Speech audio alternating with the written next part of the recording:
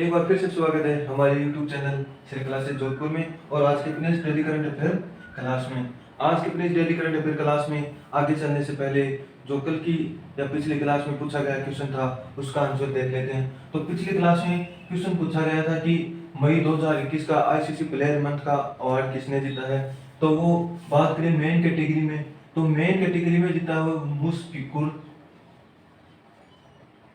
रहीम ने। किसने जीता है? मुशफिकुर रहीम ने जीता, जो कि बांग्लादेश के खिलाड़ी हैं। और बात करें वुमेन कैटेगरी में, तो वुमेन कैटेगरी में जीता है कैथरीन ब्राइस ने। किसने जीता है? कैथरीन ब्राइस ने। तो ये पिछली क्लास के क्वेश्चन का आंसर है। अब बात करें आज के अपनी पहले क्वेश्चन की, जो कि डे से रिलेटेड है। तो पहला क्वेश्चन है कि हाल ही में राष्ट्रीय पठन दिवस कब मनाया गया है। तो राष्ट्रीय पठन दिवस यह कब मनाया गया है? तो राष्ट्रीय पठन दिवस जो कि हाल ही में 19 जून को मनाया गया है राष्ट्रीय पठन दिवस। इसको मनाता कौन है? तो इस दिवस को सीबीएसई के द्वारा मनाया जाता है, central board of secondary education के द्वारा इसको मनाया जाता है। और इस दिवस को मनाया क्यों जाता है? तो इस दिवस को मनाए जाने का कारण है कि केरल राज्य है, केरल राज्य के जो पुस्तकालय आंदोलन के जनक थे पीएन पनिकर। कौन थे? पीएन पनिकर, जो कि केरल के पुस्तकालय आंदोलन के जनक थे। उनकी याद के रूप में यह दिवस मनाया जाता है। तो पीएन पनिकर की 19 जून को पुण्यतिथि है, तो उसके रूप में यह दिवस मनाया जाता है सीबीएसई बोर्ड के द्वारा, central board of secondary education के द्वारा। अब बात करें हम इस सीबीएसई की, तो सीबीएसई की स्थापना वो हुई थी 3 नवंबर 1962 को सीबीएसई की स्थापना हुई थी। इसके वर्तमान अध्यक्ष की बात करें तो सीबीएसई के वर्तमान अध्यक्ष हैं मनोज आहूजा। इसी के साथ राष्ट्रीय पठन दिवस तो मनाया जाता है 19 जून को।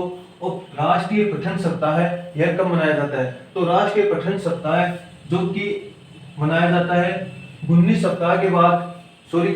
जून के बाद जो सप्ताह आता है उसको मनाया जाता है राष्ट्रीय पठन सप्ताह के रूप में। और 19 जून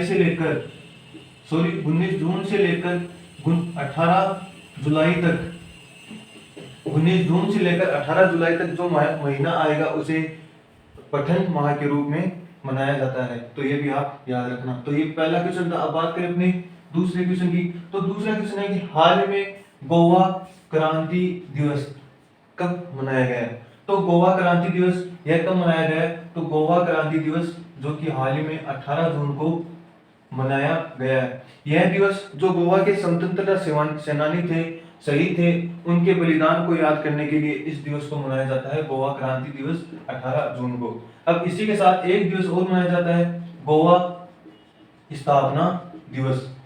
तो गोवा स्थापना दिवस यह कब मनाया जाता है? तो यह मनाया जाता है 30 मई को। 30 मई को गोवा स्थापना दिवस मनाया जाता है। इसी के साथ गोवा लिबरेशन डे या गोवा मुक्ति दिवस, गोवा लिबरेशन डे या गोवा मुक्ति दिवस ये कब मनाया जाता है? तो ये मनाया जाता है 19 दिसंबर को। तो गोवा क्रांति दिवस 30 जून को, गोवा स्थापना दिवस 30 मई को और गोवा मुक्ति दिवस ये मनाया जाता है 19 दिसंबर को। और हाल ही में गोवा क्रांति दिवस मनाया गया 18 जून को। अब ये गोवा के मनाए गए, तो बात करें गोवा की, तो गोवा की कैपिटल की बात करें तो वो है पणजी। क्या है? पणजी, जो कि मांडवी नदी के किनारे बसी हुई है। गोवा की कैपिटल पणजी। यहाँ के मुख्यमंत्री की बात करें तो वो है प्रमोद सावंत यहाँ के मुख्यमंत्री है। और गवर्नर की बात करें तो वो है भगत सिंह कोश्यारी। कौन है? भगत सिंह कोश्यारी।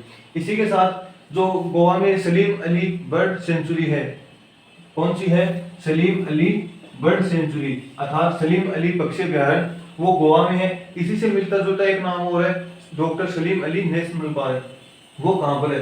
तो doctor Salim Ali national park वो है जम्मू कश्मीर में।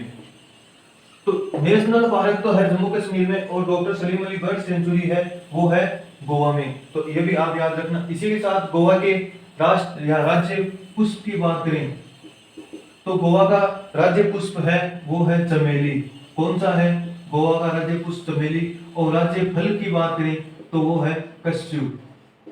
ये आप इन्हें याद रखना। पुष्प है चमेली गोवा का और फल है कस्यू। तो ये था दूसरा क्वेश्चन। अब बात करें अपने तीसरे क्वेश्चन की। तीसरा क्वेश्चन मोस्ट इंपोर्टेंट क्वेश्चन है, वो है कि हाल ही में हमारे देश के महान धावक मिल्खा सिंह का निधन हो गया है। कोविड-19 के कारण इनका धावक मिल्खा सिंह का निधन हो गया है। तो इनको फ्लाइंग सिख का नाम किसके द्वारा दिया गया था? तो भारतीय धावक मिल्खा सिंह को फ्लाइंग सिख का नाम दिया गया था। इनको अन्य नाम फ्लाइंग सिंह के नाम से भी जाना जाता है। तो यह नाम किसके द्वारा दिया गया था? तो यह नाम दिया गया था जनरल अयूब खान के द्वारा। किसके द्वारा दिया गया था? जनरल अयूब खान के द्वारा। जनरल अयूब खान जो कि पाकिस्तान के पूर्व राष्ट्रपति थे, उनके द्वारा यह नाम दिया गया था फ्लाइंग सिख। यह नाम कब दिया गया था?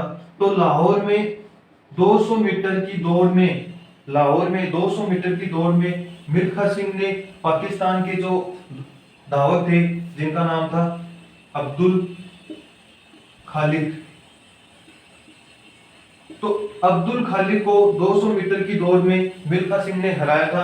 अब्दुल खालिद जो कि उस समय के एशिया के सबसे तेज धावक थे, इनको हराने पर पाकिस्तान के पूर्व राष्ट्रपति जनरल अयूब खान ने इन्होंने फ्लाइंग सिख की उपाधि दी थी मिल्खा सिंह को। अब बात करें हम मिल्खा सिंह की, तो इनका जन्म वो हुआ था पंजाब के गोविंदपुर में। गोविंदपुर पंजाब में मिल्खा सिंह का जन्म हुआ था। और कब हुआ था? तो वो हुआ था 20 नवंबर 1929 को इनका जन्म हुआ था। और मृत्यु भी हाल ही में 18 जून 2021 को हुई है, अर्थात 51 वर्ष की आयु में इनका निधन हो गया है। और इन्हीं कुछ दिनों में इनकी पत्नी का भी निधन हुआ है कोविड-19 के कारण। तो ये था आज का अपना तीसरा क्वेश्चन। अब बात करें आज के अपने चौथे क्वेश्चन की, तो चौथा क्वेश्चन है कि हाल ही में 2 अर्धशतक लगाने वाली सबसे कम उम्र की महिला खिलाड़ी या महिला क्रिकेटर कौन बनी है? तो 2 अर्धशतक लगाने वाली सबसे कम उम्र की महिला खिलाड़ी वो बनी है हमारे भारत देश की क्रिकेटर शेफाली वर्मा। कौन बनी है? शेफाली वर्मा, जिनकी इमेज आप देख सकते हैं। तो शेफाली वर्मा जो कि महज जिन्होंने यह रिकॉर्ड 21 वर्ष की आयु में बनाया है, एक मैच में, एक टेस्ट मैच में 2 अर्धशतक लगाकर। इन्होंने यह रिकॉर्ड जो ऑस्ट्रेलिया की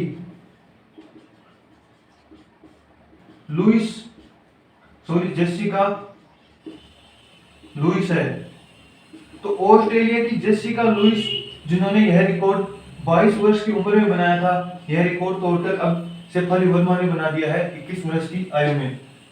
अब शेफाली वर्मा की अन्य क्वेश्चन और बनता है इनसे रिलेटेड, तो वो बनता है कि अंतरराष्ट्रीय T20 क्रिकेट में, किसमें? अंतरराष्ट्रीय T20 क्रिकेट में सबसे कम उम्र की क्रिकेटर बनी है, वो बनी थी शेफाली वर्मा, जो कि महज 15 वर्ष की आयु में इन्होंने अंतरराष्ट्रीय T20 क्रिकेट खेला था। तो ये क्वेश्चन भी बनता है। अब इसी के साथ एक क्वेश्चन और बनता है कि शेफाली वर्मा का संबंध किस राज्य से है? तो आपको ऑप्शन दे दिया था राजस्थान, हरियाणा, पंजाब या इनमें से कोई भी नहीं। तो शेफाली वर्मा का संबंध वो है हरियाणा से। कहां से? हरियाणा से।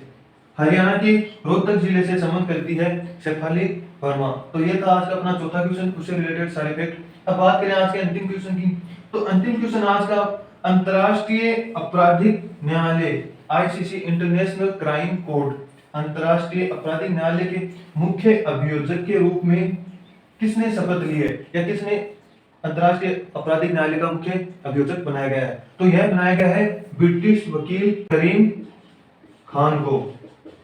किसको बनाया गया है? ब्रिटिश वकील करीम खान को मुख्य अभियोजक बनाया गया है इंटरनेशनल क्राइम कोर्ट का, जिनके इमेज आप देख सकते हैं। अब बात करें हम इंटरनेशनल क्राइम कोर्ट आईसीसी, या इसे अन्य नाम से जाना जाता है आईसीसीटी, इसकी स्थापना की बात करें तो इसकी स्थापना हुई थी 1998 में। कब हुई थी? 1998 में इसकी स्थापना हुई थी। हेडक्वार्टर की बात करें तो वो हेग, नीदरलैंड में इसका हेडक्वार्टर है। कहां पर है? अंतरराष्ट्रीय आपराधिक न्यायालय का हेग, नीदरलैंड में। इसी के साथ इसके वर्तमान अध्यक्ष की बात करें, पियोटर होप मास्की। तो इसके वर्तमान अध्यक्ष कौन है? पियोटर होप मास्की। तो ये थी आज की अपनी डेली करंट अफेयर क्लास। अब बात करें आज के अपने क्वेश्चन ऑफ द डे की, तो आज का अपना क्वेश्चन ऑफ द डे वो है कि क्वेश्चन ऑफ द डे की बात करें तो वो है वर्ल्ड गिविंग इंडेक्स, अर्थात दान देने के मामले में कौन सा देश शीर्ष पर रहा है। तो वर्ल्ड गिविंग इंडेक्स 2021 में कौन सा देश शीर्ष पे रहा है और अपने भारत का कौन सा स्थान रहा है, इस क्वेश्चन का आंसर आप कमेंट बॉक्स में कमेंट करके बताएं। अगर आप हमारे इस चैनल पर नए हैं तो चैनल को सब्सक्राइब करना न भूलें। आज के लिए थैंक यू, मिलते हैं कल की नेक्स्ट क्लास में।